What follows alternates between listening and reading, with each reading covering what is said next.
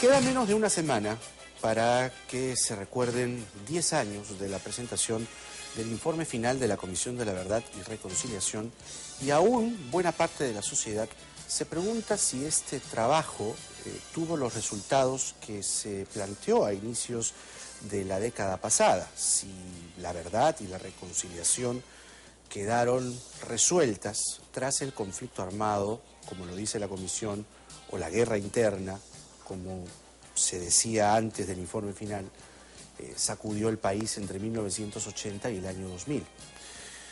Sobre el trabajo de la Iglesia Católica, la Comisión de la Verdad y Reconciliación, básicamente sobre el cardenal Juan Luis Cipriani, dijo que mantuvo un silencio cómplice frente a eventuales abusos contra los derechos humanos en la región Ayacucho, donde Cipriani fue obispo.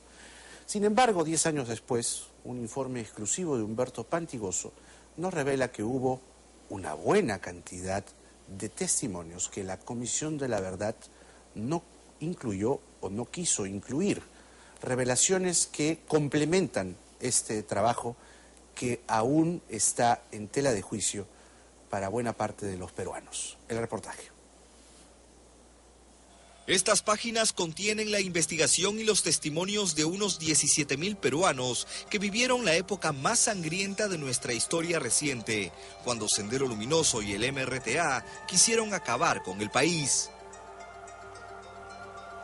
Momentos imborrables que fueron transcritos en estos tomos del llamado Informe Final de la Comisión de la Verdad y la Reconciliación. Fueron 3 años en el que este grupo de notables, encabezados por el catedrático Salomón Lerner Febres, intentó reconstruir los 20 años de violencia que tuvimos que soportar los peruanos. Episodios increíbles, desgarradores, traumáticos y trágicos que golpearon a comunidades y ciudades peruanas. Sin embargo, en uno de los capítulos de este documento histórico, se hace mención al papel que por entonces desempeñó la Iglesia Católica. Textualmente, se hace una severa crítica a quienes por aquellos años fueron obispos de Ayacucho, Abancay y Huancavelica. Este último, el padre William Dermot, falleció hace unos días. La comisión dice textualmente que la actitud de estos religiosos en esos lugares fue de silencio cómplice o de prescindencia, por no considerar parte de su misión pastoral la preocupación por lo social. El entonces obispo de Ayacucho, Juan Luis Cipriani, fue el más criticado en este informe final. Lo sorprendente, sin embargo, es que su testimonio no fue tomado en cuenta por los comisionados. Esta es la carta que presentamos en exclusiva, donde se invita al cardenal Cipriani a una cita con 2 de los comisionados para, según se lee en la misiva, escuchar sus opiniones luego de analizar su conducta como autoridad eclesiástica de Ayacucho.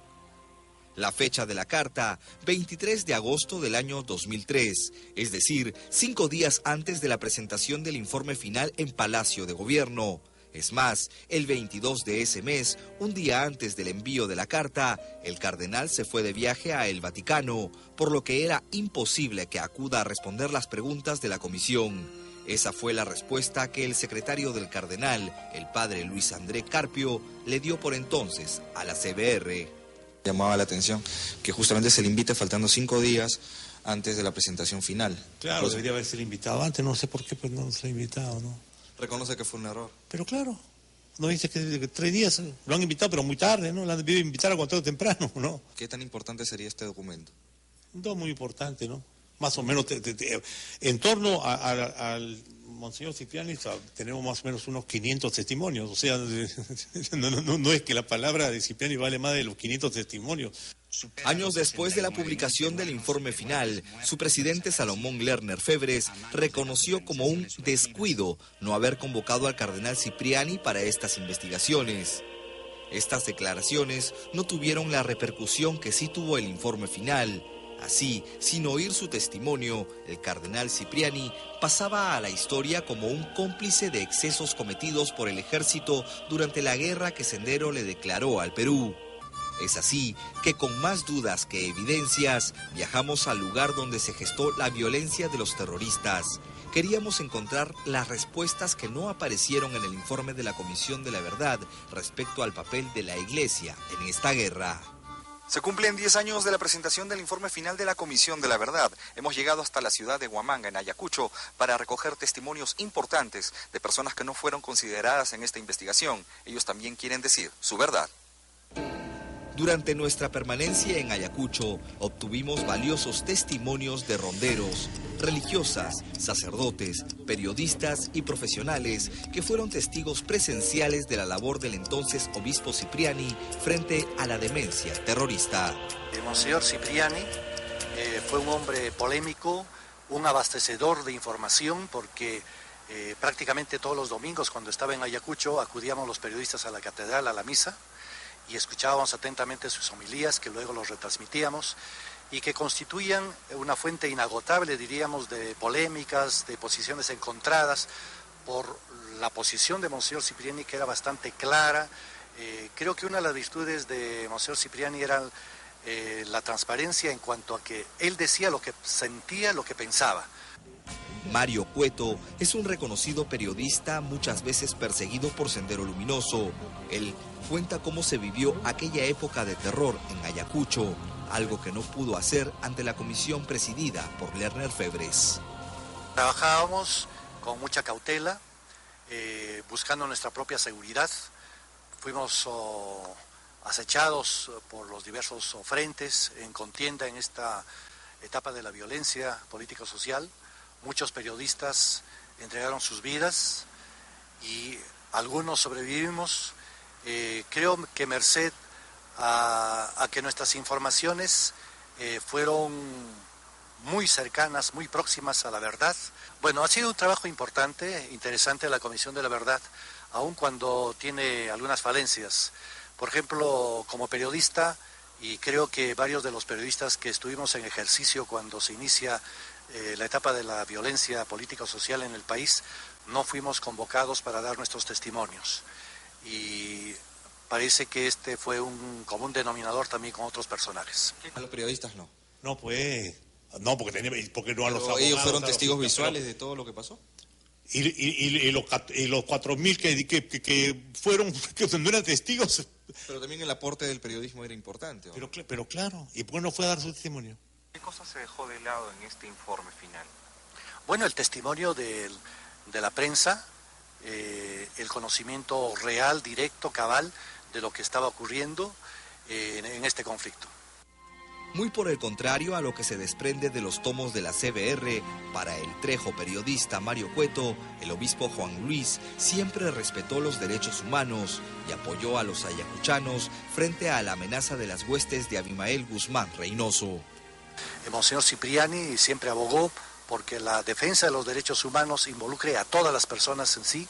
Fue uno de los que defendió bastante a los comités de autodefensa, a los ronderos, los alentó a seguir unidos, a luchar por la pacificación del país, y creo que este objetivo se logró. Susano Mendoza fue alcalde de Quinua, pero su papel al frente de los comités de autodefensa, conformados por ronderos, tuvo mayor relevancia cuando hicieron frente a los terroristas combatiendo las masacres. El grupo tal daba seguridad tal día, compuesto de 20, 30, 40 personas, así, hasta terminar, o sea, hasta lograr un objetivo, ¿no? Imagínense, contra una organización que en algún momento la crítica mundial lo calificó como la más criminal del mundo. Se estaba muriendo la patria, ¿no? Por eso yo siempre digo y nunca dejaré de decir que el Perú estaba con un pie en el abismo y el otro estaba sobre cáscara de plata. Pieza clave en esta historia, el testimonio de Susano no fue considerado en el informe final de la Comisión de la Verdad. ¿Quiénes han formado la Comisión de la Verdad? Son gente extremista. Nunca nos han llamado a Mira, a mí la Comisión de la Verdad nunca me llamó. Fíjese. ¿Y quién era Susano Mendoza? Había sido 5 veces alcalde de Quinua, ¿no? Y era Susano el coordinador general de los comités de autodefensa en ese entonces de Ayacucho y Huancavelica. Al igual que el periodista Cueto, Susano Mendoza también reconoce el rol de la Iglesia Católica durante la guerra interna y lo que hizo silenciosamente el obispo Cipriani por los ayacuchanos. Los terroristas tenían organizaciones muy importantes, los abogados democráticos, las ONGs, tenían apoyo del señor Yehude Simón, ¿no? Que ahora funge pues de congresista, ¿no? De Anel Tausen, del señor que falleció Javier Díez Canseco. Todos ellos señores venían pues acá a hacernos la vida imposible, ¿no? Entonces alguien apareció ahí y ese era pues el cardenal Juan Luis Cipriani, ¿no? Como obispo de Ayacucho, ¿no? De alentar a la policía, al ejército, que estaban menoscabados, estaba en desventaja total con los terroristas. El mismo día en que Lerner y sus comisionados presentaban el informe final en Palacio, Mendoza y los ronderos de Ayacucho se pronunciaron en este manifiesto, rechazando las conclusiones de la Comisión de la Verdad y repudiando a quienes atacaron a las autoridades de la Iglesia, que por el contrario dicen que se preocuparon por ellos durante la época del terror, llamando mentiras a lo publicado en este informe.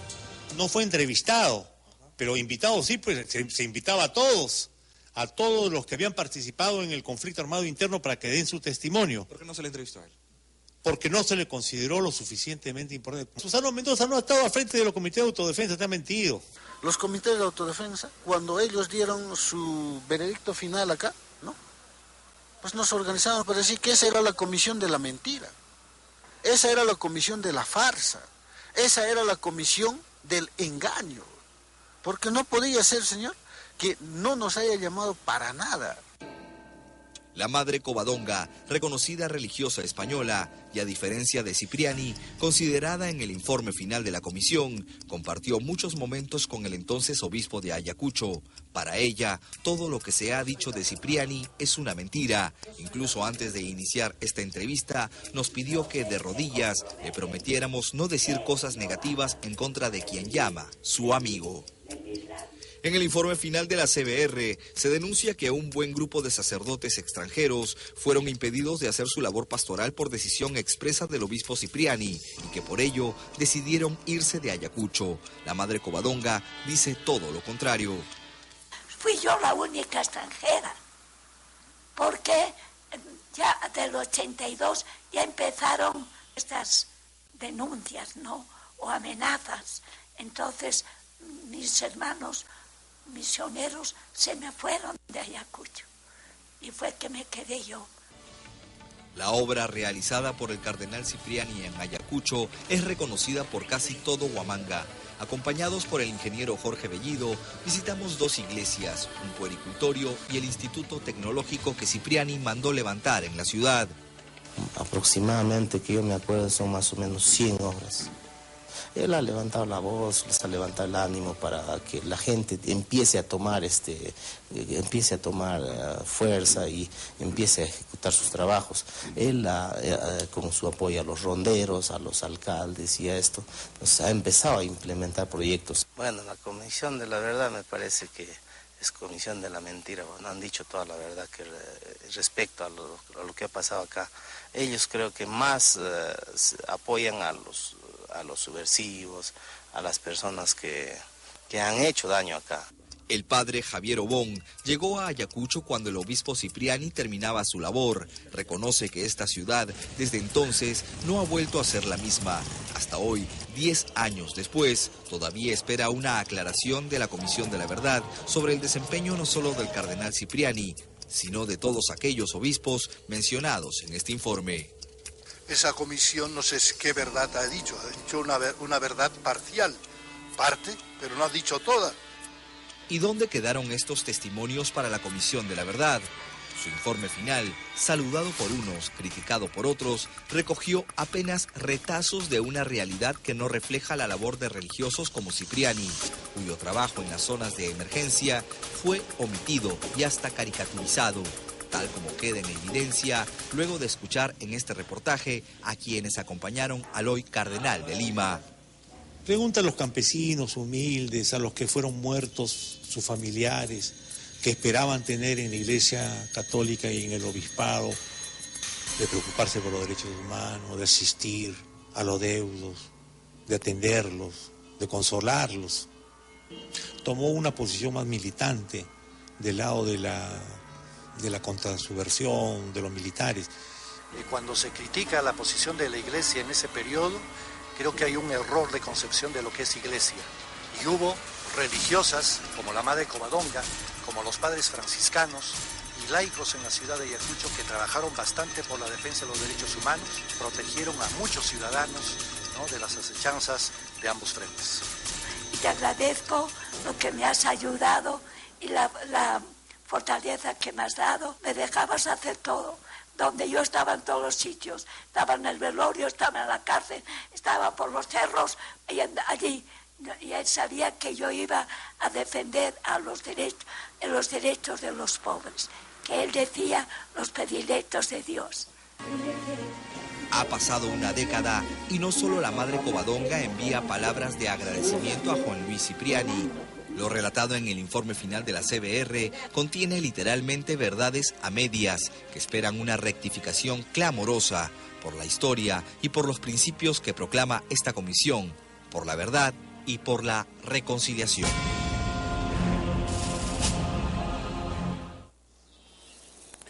¿Usted qué dice? ¿Usted qué dice respecto a un informe que incluye imputaciones, denuncias, calificativos contra un religioso que le puede caer bien o no? El tema no es ese. El tema es que se incluyen esas denuncias, pero no se incluye el descargo de quien es denunciado. Además, según se ha mostrado en el reportaje, esta carta del 23 de agosto del 2003, invitan al eminentísimo señor cardenal 5 días antes de la presentación del informe final de la Comisión de la Verdad. 5 días antes, acá está la fecha, 5 días antes. Y además se sabía por entonces que Cipriani se había ido al Vaticano. Y claro, la respuesta de Luis Andrés Carpio Sardón, secretario del señor cardenal, el 26 de agosto nomás, es que, señor Salomón Lerner, sabrá usted entender que el señor Cipriani no está. Listo, se acabó, no hay más que decir y se publica el informe que, como deberían admitir los comisionados, estigmatizó más que demostró las imputaciones que recaen sobre el cardenal. Una pausa. Regresamos.